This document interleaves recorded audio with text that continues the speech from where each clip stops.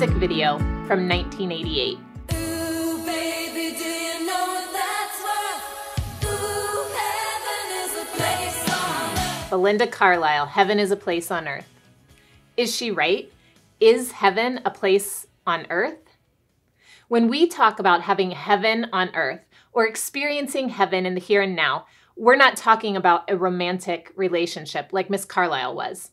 What we're talking about is rest. Rest for our bodies, rest for our souls, the kind of rest that restores us and rejuvenates us to keep going. There were two primary Hebrew words for rest used in the Old Testament. The first is Shabbat, the word that we translate Sabbath. This word literally means to cease working. It is taking a rest from our work. The first place this word is used in Scripture is Genesis 2:2-3. It's at the end of the creation story after God has spent 6 days creating the earth and the plants and the animals and humans. We read, "On the seventh day, having finished his task, God rested from all his work. And God blessed the seventh day and declared it holy because it was the day he rested from his work of creation." Both of those words that we translate rested in these verses are the Hebrew word Shabbat or Sabbath. So Sabbath first shows up in the very first story in the Bible. But the first place we see Sabbath commanded is Exodus 16, when the Israelite nation has just been brought out of slavery in Egypt, and they're now wandering in the wilderness, and they are hungry, and God provides food for them. The people are told that each day they are to go out and collect manna, the food that God provided. They're only to collect enough food for that day. If they try to keep food until the next day, it will spoil. However, when they get to the sixth day, they were instructed to collect food for 2 days. Let's jump into the story starting in verse 23. He told them, "This is what the Lord commanded. Tomorrow will be a day of complete rest, a holy Sabbath day, set apart for the Lord. So bake or boil as much as you want today and set aside what is left for tomorrow." So they put some aside until morning, just as Moses had commanded. And in the morning, the leftover food was wholesome and good, without maggots or odor. Moses said, "Eat this food today, for today is a Sabbath day dedicated to the Lord. There will be no food on the ground today. You may gather the food for 6 days, but the seventh day is the Sabbath. There will be no food on the ground that day." Some of the people went out anyway on the seventh day, but they found no food.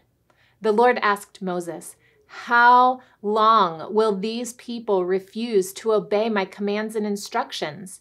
They must realize that the Sabbath is the Lord's gift to you. That is why he gives you a 2-day supply on the sixth day. So there will be enough for 2 days. On the Sabbath day, you must each stay in your place. Do not go out and pick up food on the seventh day." So the people did not gather any food on the seventh day. As I read these verses, 2 big things strike me. The first is that the people so blatantly ignore God's command. It's a command from God. He said, "Tomorrow will be a day of complete rest." That seems straightforward. But what did they do? Verse 27, some of the people went out anyway. God told them what to do, and they did the opposite. The second thing that strikes me is contained in God's response to their disobedience. In verse 29, God says, "They must realize that the Sabbath is the Lord's gift to you." God is saying that Sabbath is a gift. That ought to stop us in our tracks. Sabbath, a day of rest, a day to take a break from our work, isn't an obligation. It's a gift. Stop here and answer the first few questions.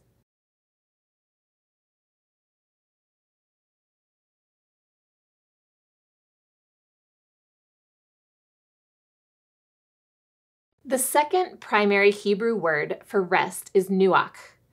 This word describes resting in God's presence. It literally means to dwell or settle. The New Testament, written in Greek, uses the word katapausis, but it means the same thing, to settle. This summer, we went on a trip to take our oldest son to college. The first night of our trip was spent at an Airbnb in Minnesota on a horse farm. We had been on the road for about 11 hours and were tired. As we drove up, the kids thought the property looked a bit sketchy, and I kind of agreed. But as we opened the front door to this tiny little farmhouse, it was like stepping into Grandma's house. I mean, seriously, look at this tiny built-in bed. The house smelled like a grandma. It looked like a grandma lived there. We had never been there before, but it felt comfortable. And you know what we did? We settled in. We nuacht. We catapausis. We dwelled there for that night. We settled in as if good old Anne was our grandma, visiting her horses, playing with her tinker toys, and eating the snacks that she had left for us. Now here's the rub. We cannot nuach unless we Shabbat. We cannot rest in God's presence unless we rest from our work. Work must cease in order for us to settle into God's presence. When our lives are filled with work and characterized by hurry, there is little room for God. Ouch. For those of you who are like me, whose lives are characterized by constant motion, those of us who do not rest well, this reality hurts. But let's not run from that pain too quickly. Let's stay here a moment. Our lives of constant motion, our lives of racing from activity to activity, our lives that are filled to the brim and often overflowing, our lives rarely leave room for God. And God knew that. He knew that our inclination would be to fill our lives and our days so full that we would crowd him out. He knew that a lot of us would be like the Israelites who went out to gather food on the seventh day. And that's why he made Sabbath a law for his people. In fact, it wasn't just a law. It was one of the top 10, one of the 10 commandments.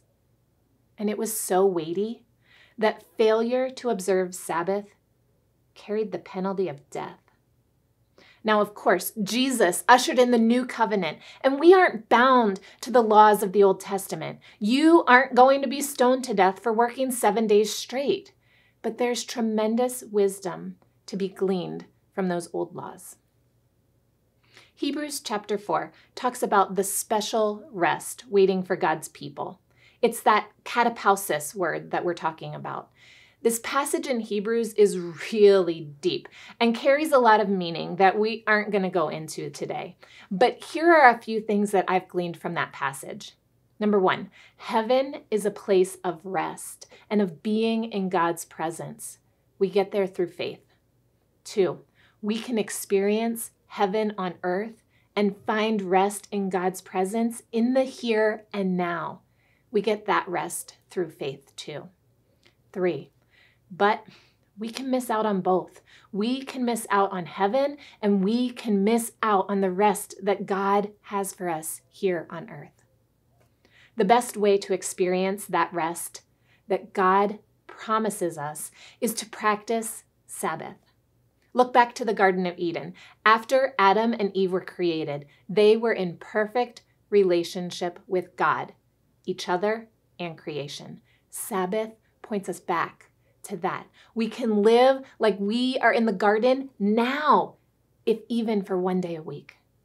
But Sabbath also points us forward to heaven. In heaven, we find true rest and we live in perfect relationship with God and each other. When we Sabbath, we live like we're in heaven here on earth. Sabbath is a gift, but it's also an invitation to practice for heaven. Sabbath is not boring. It should be a glimpse of what is to come. So when we had our life group over for a picnic last week and we simply sat outside enjoying a late summer evening and the warmth of the fire and just laughing together, that was Sabbath. The 3 hours preceding the picnic, when we raced around dusting and vacuuming and being short with each other as we prepped for the party, not so much Sabbath. Stop here and discuss the rest of the questions, and we'll see you Sunday at worship.